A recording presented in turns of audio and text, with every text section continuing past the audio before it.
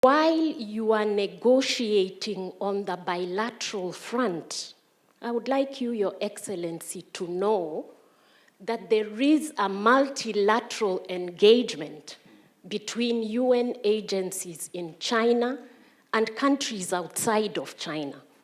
So as a UN agency representative, and my colleagues do the same thing, we have a dual mandate. We engage on domestic issues in China, but it is my duty to ensure that the developing South benefits from China's vast South-South cooperation initiatives.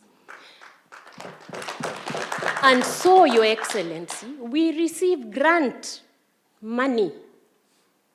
The UN system receives grant money from the Chinese government, from the Chinese public sector, to provide to countries primarily in Africa, because China prides itself with the friendship it has with African countries.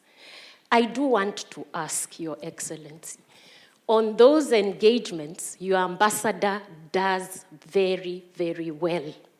What we need is reciprocal attention and fast action in Kenya when those initiatives come up. Because I have to inform you that sometimes we see an opportunity here, and remember, it is not only Kenya. Ghana is waiting. Ethiopia is around the corner. Rwanda is also keen. So we need to find a way to connect better around those initiatives that are available here for development in Africa. I want to thank His Excellency the Ambassador, because right now we have negotiated a partnership on the FOCAC, Africa Solar Belt, which is around renewable energy for essential services for children. This is coming to Kenya, but we can do much more. And I'm saying the pace is not as quick or as efficient as it could be. We need to improve on the turnaround time for matters between embassies and headquarters. I think PS Korir and your team, you need to pull up your socks so that whenever there are issues that require headquarters to provide direction or to engage in a certain manner, we can improve on the efficiency around that turnaround time.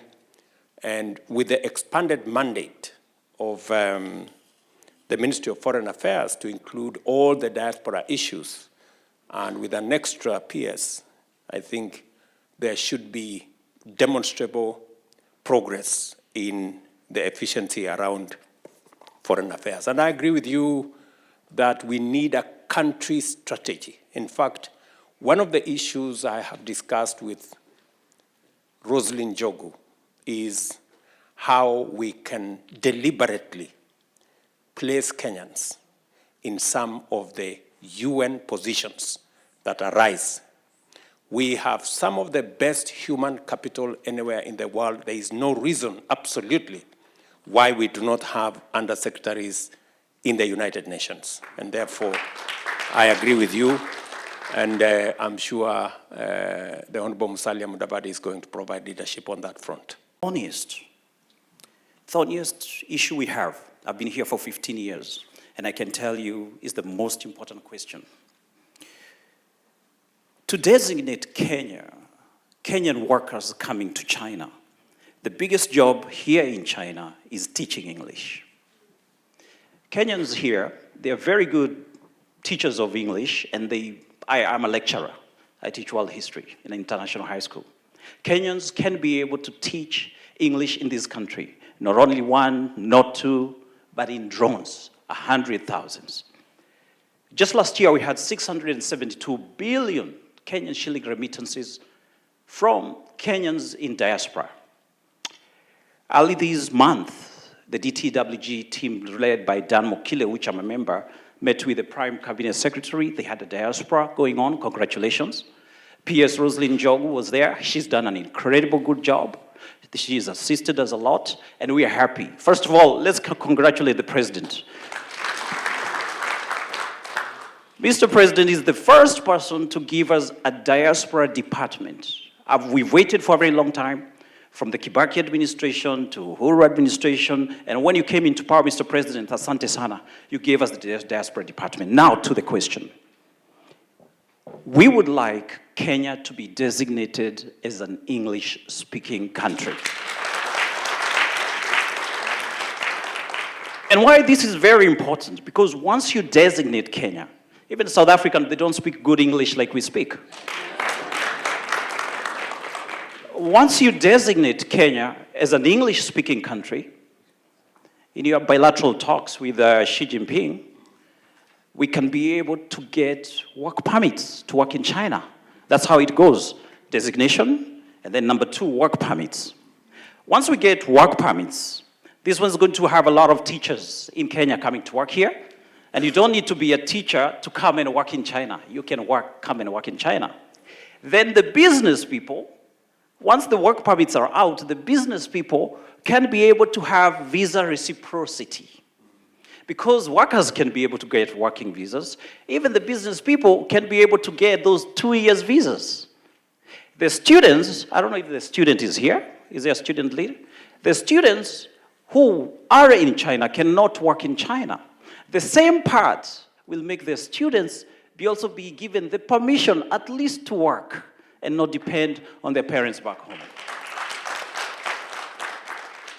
So, Mr. President, this is the most important thing. As far as Kenyans in China are concerned, this is the most important. My question, with the same designation of diaspora department and the Prime Cabinet Secretary here, can you assist us, please, get that designation of English, then move forward and get those work permits so that we can bring Kenyans here. The 672 billion shillings we're talking about will trickle to 1 trillion Kenyan shillings. So did you say you want more Kenyans to come and work in China? Very good. So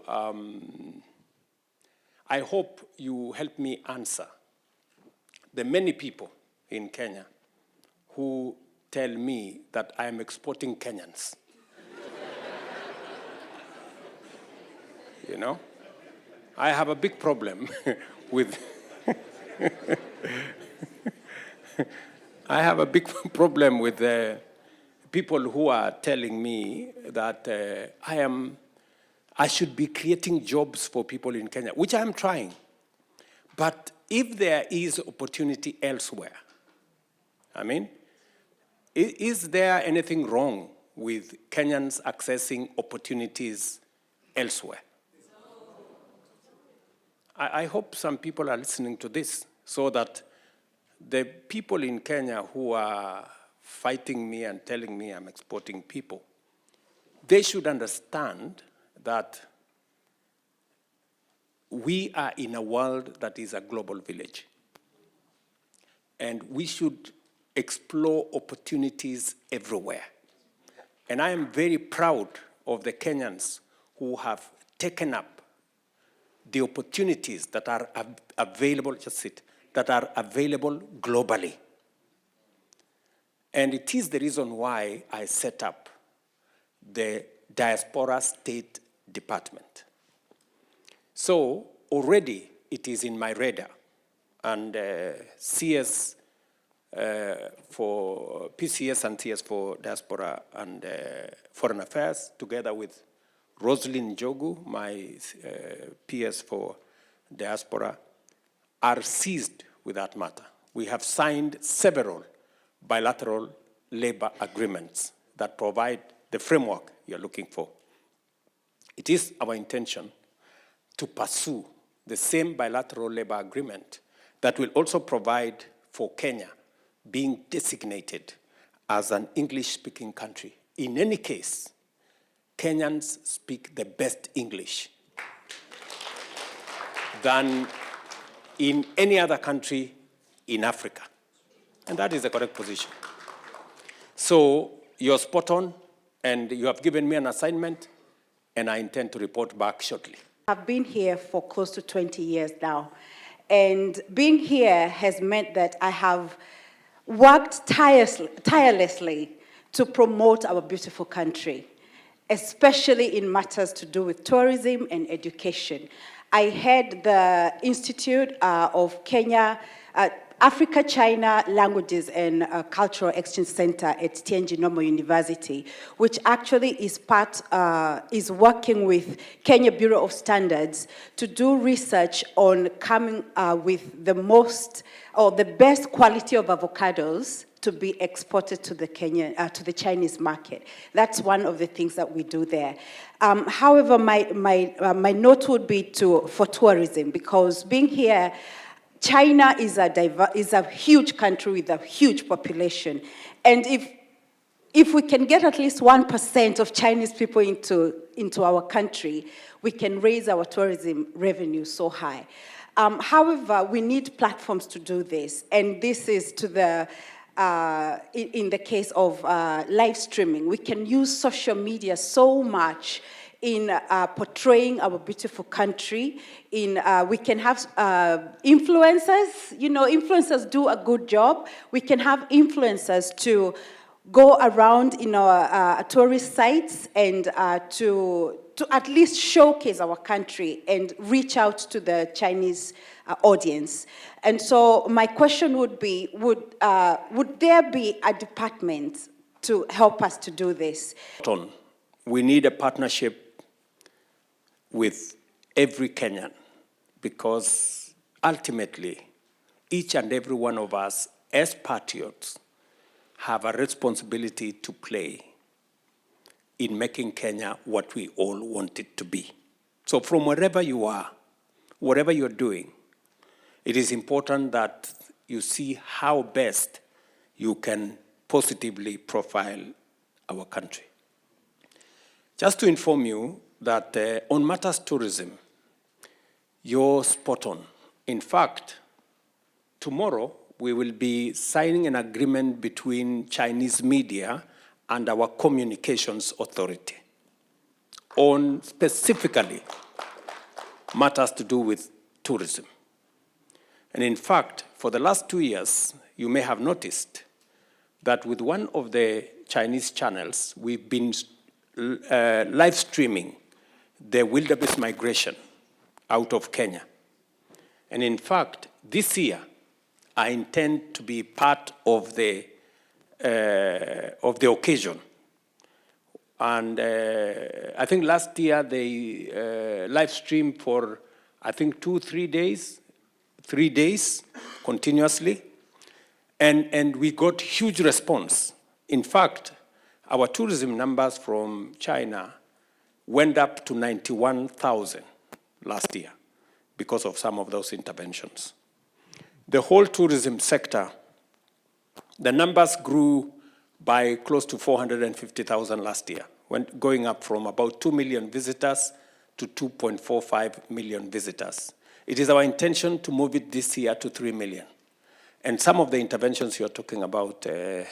Njeri, are the interventions that will make us achieve the number 3 million, progressively to 5 million visitors in 2027, hopefully. So we will find the mechanisms. I'm sure Balozi here knows that we will be signing the agreements tomorrow with the Communication Authority of Kenya, with the Chinese media.